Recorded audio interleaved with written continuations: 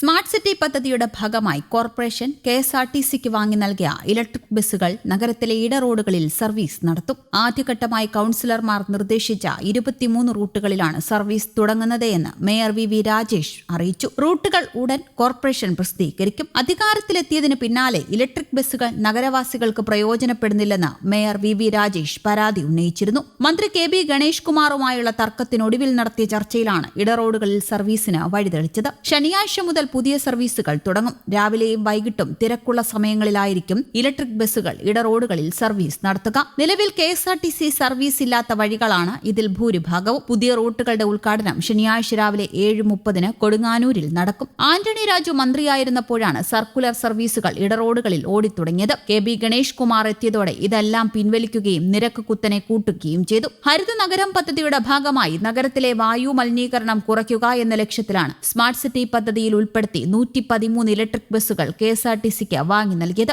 നഗരത്തിൽ പൊതുഗതാഗത സംവിധാനം കുറവായ ഇടറോഡുകളിലൂടെ ഓടാൻ സൗകര്യത്തിനാണ് ചെറിയ ബസ്സുകൾ വാങ്ങിയത്. എന്നാൽ ഇത് നഗരത്തിൽ നിന്ന് മാറ്റി മറ്റു സ്ഥലങ്ങളിലേക്ക് ഓടിച്ചതിനെതിരെ കോർപ്പറേഷൻ രംഗത്തെത്തിയത് മേയറും മന്ത്രിയും തമ്മിൽ വാഗ്വാദത്തിൽ എത്തുകയും ചെയ്തു. എന്നാൽ കോർപ്പറേഷൻ പണം നൽകി വാങ്ങിയ ബസ്സുകൾ നഗരത്തിനുള്ളിൽ തന്നെ ഓടിക്കണമെന്നും മറ്റു സ്ഥലങ്ങളിലേക്ക് മാറ്റിയവ തിരികെ എത്തിക്കണമെന്നും ആവശ്യപ്പെട്ട് മേയർ വി രാജേഷ് രംഗത്തെത്തിയതോടെ പോരുമുറുകി. ബസ്സുകൾ ആവശ്യമെങ്കിൽ 24 മണിക്കൂറിനുള്ളിൽ തിരികെ നൽകാമെന്നും പകരം കെഎസ്ആർടിസി സ്വന്തം ബസ്സുകൾ ഇറക്കുമെന്നും മന്ത്രി വെല്ലുവിളിച്ചിരുന്നു. ബസ് ഓടിച്ചു നടുവൊടിയാൻ താനില്ലെന്നും കെഎസ്ആർടിസി ഏറ്റെടുത്ത് നടത്തുന്നതുകൊണ്ടാണ് ഇത് ഓടിപ്പോകുന്നതെന്നും ഗണേഷ് കുമാർ പരിഹസിച്ചു. ഇതിന് മറുപടിയായി ബസ്സുകൾ സൂക്ഷിക്കാൻ കോർപ്പറേഷന് സ്ഥലമുണ്ടെന്നും എന്നാൽ ബസ് ഓടിക്കുക എന്നത് കോർപ്പറേഷന്റെ പണിയല്ലെന്നും കരാർ പാലിക്കുകയാണ് കെഎസ്ആർടിസി ചെയ്യേണ്ടതെന്നും മേയർ തിരിച്ചടിച്ചു. ലാഭവിഹിതം നൽകുന്നതിലെ വീഴ്ചയും മേയർ ചൂണ്ടിക്കാട്ടിയിരുന്നു. വിവാദം പുകയുന്നതിനിടെയാണ് മേയർ വി രാജേഷ് മന്ത്രിയെ നേരിൽ കണ്ടത്. എല്ലാ മന്ത്രിമാരെയും കാണുന്നതിന്റെ ഭാഗമായുള്ള സൗഹൃദ സന്ദർശനം മാത്രമാണിതെന്ന് മേയർ വിശദീകരിച്ചെങ്കിലും ഇലക്ട്രിക് ബസ്സുകളുടെ കാര്യത്തിൽ നിർണായക ധാരണയിലെത്തുകയായിരുന്നു. ബസ്സുകളുടെ റൂട്ടുകൾ സംബന്ധിച്ച നിർദ്ദേശങ്ങൾ മേയർ മന്ത്രിയെ അറിയിക്കുകയും ചെയ്തു. കുലശേഖരം, കൊടുങ്ങന്നൂർ, തിട്ടമംഗലം, കുണ്ടമൺകടവ്, കുരുവിക്കാട് വഴിയായിരിക്കും ഈ ബസ് സർവീസ് നടത്തുക.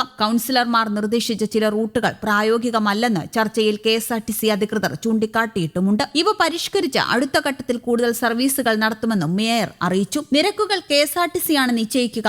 ആന്റണി രാജു മന്ത്രിയായിരുന്നപ്പോഴാണ് സിറ്റി സർക്കുലർ സർവീസുകൾ ഇടറോഡുകളിൽ ഓടിത്തുടങ്ങിയത്. എന്നാൽ കെ ബി ഗണേഷ് കുമാർ എത്തിയതോടെ ഇതെല്ലാം പിൻവലിക്കുകയും നിരക്ക് കുത്തനെ കൂട്ടുകയും ചെയ്തു എന്നായിരുന്നു ആക്ഷേപം. അതേസമയം സംസ്ഥാനത്ത് ബിസിനസ് ക്ലാസ് ബസ് സർവീസ് ആരംഭിക്കുമെന്ന് ഗതാഗത മന്ത്രി ഗണേഷ് കുമാർ കഴിഞ്ഞ ദിവസം പറഞ്ഞിരുന്നു. പാൻട്രിയും ടോയ്ലറ്റും അടക്കം ആധുനിക സൗകര്യങ്ങളുള്ള വോൾവോ ലക്ഷറി ബസ്സുകളാണ് ഉടൻ നിരത്തിലിറങ്ങുക. ബസ്സിൽ കണ്ടക്ടർക്ക് പകരം പരിശീലനം സിദ്ധിച്ച ബസ് ഹോസ്റ്റസുമാരുമായിരിക്കും. രാജ്യത്ത് ഇറങ്ങുന്നതിൽ വെച്ച് ഏറ്റവും സൗകര്യം കൂടിയ വോൾവോ ബസ്സുകളായിരിക്കും ഇതിനായി ഉപയോഗിക്കുകയെന്നും മന്ത്രി പറഞ്ഞു. കെഎസ്ആർടിസി നെടുമങ്ങാട് യൂണിറ്റിലെ ഡ്രൈവിംഗ് സ്കൂൾ, നവീകരിച്ച ഡിപ്പോയാർഡ്, പ്രവേശന കവാടത്തിന്റെയും നെടുമങ്ങാട് പറശ്ശിനിക്കടവ്, നെടുമങ്ങാട് മാനന്തവാടി എന്നീ ബസ് സർവീസുകളുടെയും ഉദ്ഘാടനം നിർവഹിച്ച് സംസാരിക്കുകയായിരുന്നു അദ്ദേഹം. വിപണിയിൽ ലഭിക്കുന്നതിനേക്കാൾ കുറഞ്ഞ നിരക്കിൽ കെഎസ്ആർടിസി യാത്രക്കാർക്ക് കുടിവെള്ളം ലഭ്യമാക്കുമെന്നും വിപണനം ചെയ്യുന്ന കണ്ടക്ടർമാർക്കും ഡ്രൈവർമാർക്കും ഇതിന്റെ ആനുകൂല്യം നൽകുമെന്നും മന്ത്രി പറഞ്ഞു. കെഎസ്ആർടിസി ഡ്രൈവിംഗ് സ്കൂളുകളിൽ ഹെവി മോട്ടോർ വാഹന പരിശീലനത്തിനും ലൈറ്റ് മോട്ടോർ വാഹന പരിശീലനത്തിന് 9,000 രൂപയും ഇരുചക്ര വാഹന പരിശീലനത്തിന് 3,500 രൂപയും ഇരുചക്ര വാഹനത്തിന്റെയും ലൈറ്റ് മോട്ടോർ വാഹനത്തിന്റെയും ഒന്നിച്ചുള്ള പരിശീലനത്തിന് 11,000 രൂപയുമാണ് ഫീസ്.